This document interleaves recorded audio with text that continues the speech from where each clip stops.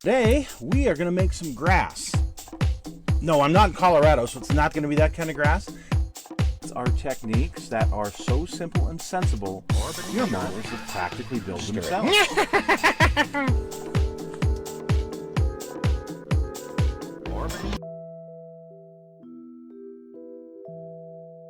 Hello folks, it's Mad Dog Merv. Well, today I'm out exploring a little bit.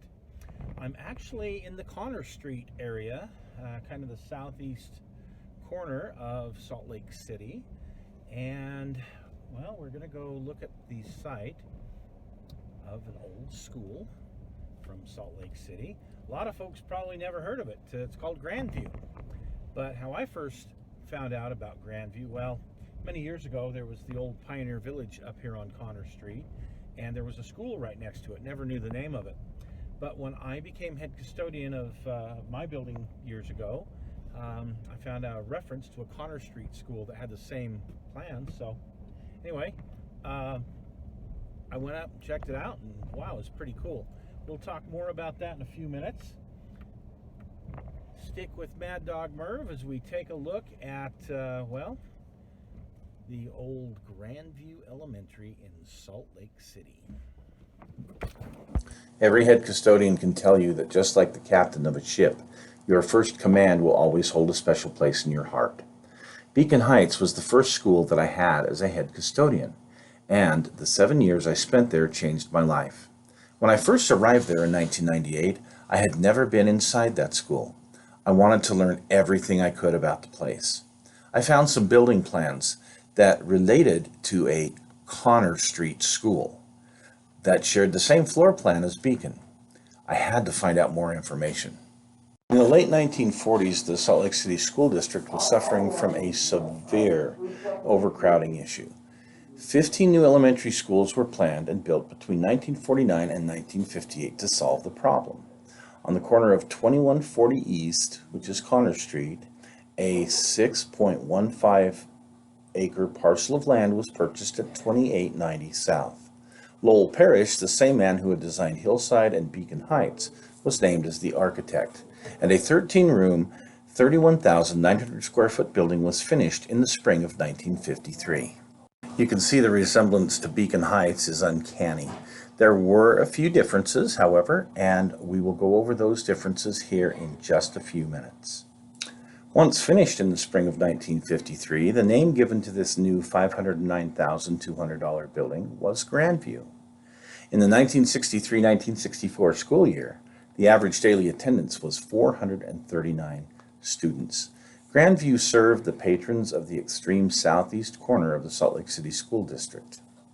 Let's take a little closer look at the building. Here is the foyer, and just like Beacon Heights, it had a skylight. And these doors, the foyer is almost identical. However, there was less stairs at Grandview. Down the kindergarten hall, there were no stairs, and to get into the auditorium, there were also no stairs.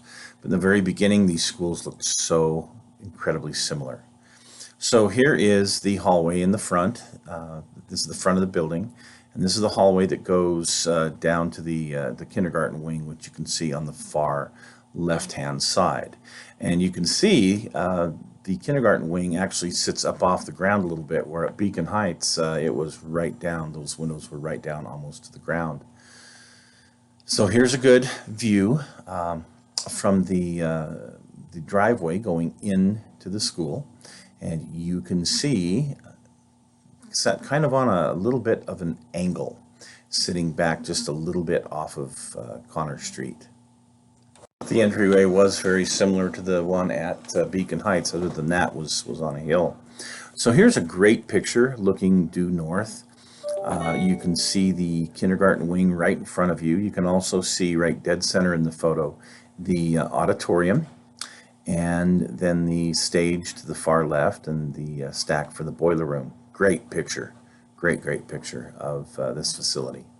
So looking at the auditorium, which was in the dead center of that last photo, you can see the grand windows that were there, and then of course the perimeter heating, and how the stage looked here at Grandview. Again, the auditorium was very similar with the exception of the entryway did not have stairs getting into the entryway. So now looking from the west side of the building due east, you can see why they called it Grandview, because you can see these mountains are absolutely beautiful. But here is the west wing and the center wing, as I called it in my building, but the original floor plan and how this looked, and the playground there in the back. Just a beautiful, beautiful setting to be a kid. Now this is taken from the north end of the building, and this is the faculty lunchroom area, the office area there, kind of in the center, and of course the main entry right dead center below the Grandview sign. Back to the foyer again, and just looking at how the office is here off to the left-hand side.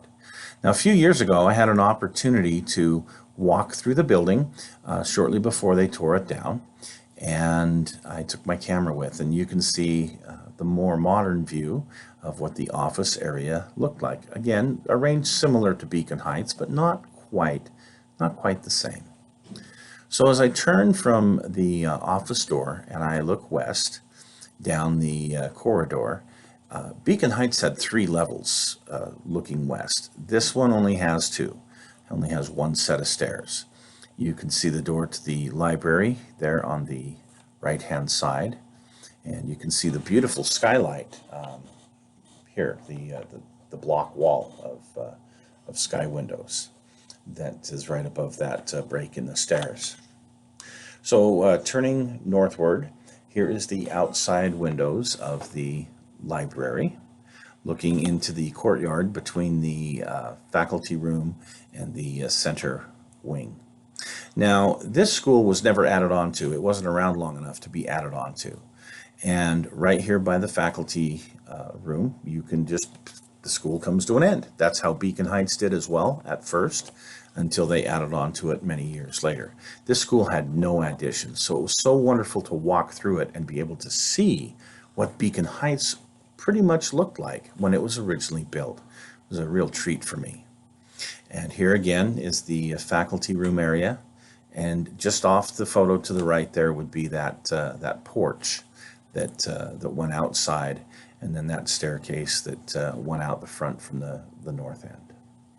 So turning back from the faculty room here to the library windows, let's just step on into the library and take a look at what the original library looked like. Now, Beacon Heights, when I was there, it was a classroom, it was a faculty room. They did many things with this, but originally this area of the building was built as the library.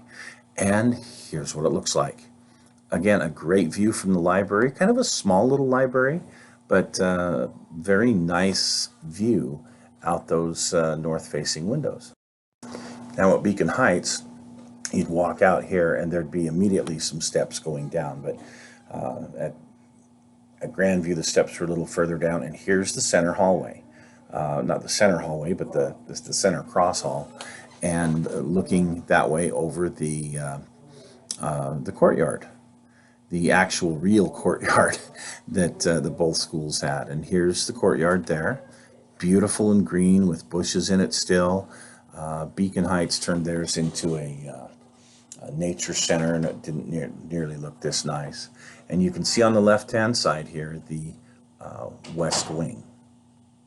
Each wing had 5 classrooms in it, and the west wing had the restrooms dead center in the middle, and the center wing had the restrooms at the very far end.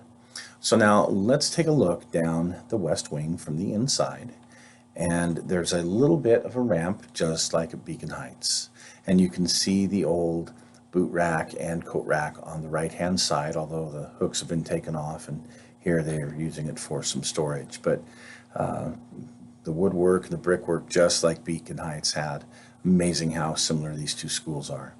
But then I turn around here at this juncture, and here are the original 4 doors at the southwest entrance of the building. Original doors. Now, Beacon didn't have these when I was there because they had been removed, and there was a gym that was built in that area of the building. So in this picture, let's take a look at the center area right outside of the gym, cafeteria, multipurpose room, whatever you want to call it, and just west there of the kindergarten. And here is that same area a few years ago when I visited. A couple of nice trees there, nice lawn, just a beautiful, beautiful area. At Beacon, of course, there were stairs here that went down to where the dumpsters were. So there, right by those four windows at the southwest, those four, not windows, but door windows, there at the southwest, there's an entryway that comes down to the boiler room. And so these stairs, just like at Beacon Heights, coming down into the boiler room there at Grandview. And if I turn to my left, you see the boiler and you see the stairs that go up to the custodian office area. There's also a door that goes to the old coal chute, which is right in front of the boiler there. That was kind of a neat area at Beacon. It was just a big room with no windows where coal used to be dumped to feed the coal-fired boilers back in the day. Of course, those old boilers are gone, even in Grandview, and they've replaced them with some other boilers. But here you can get a good view of that kind of a custodial area of the boiler room. So above the boiler room was the stage.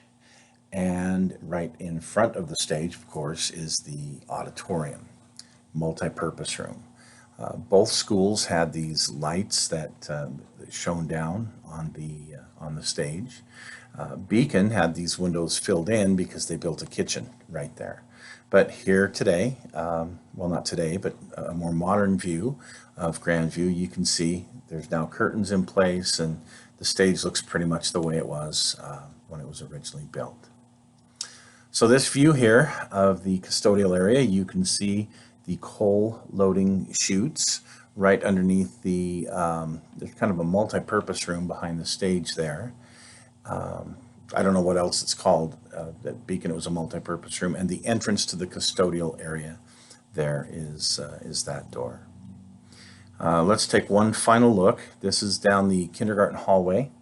This is the very front of the building, and this is looking towards the main office. And you can see outside to the east, and that's this hallway right here. All right, I hope you enjoyed this little walk around the school. Unfortunately, Grandview is no more. By 1970, the enrollment had declined so much in this area that they closed. But it was used from the mid-70s through the 1980s by the Granite School District as an alternative school before being sold to the Utah School for the Deaf and Blind. And when I took pictures up there, it was being used by the School for the Deaf and Blind. I took the pictures I did when I walked through in 2007. And in 2008, the School for the Blind's lease was up, and the building was sold, and the school was demolished. Now, there is another school that sits there on the site, but the good old Grandview that we remember, the School for the Deaf and Blind that was there, well, it is no longer there. Thanks for joining us.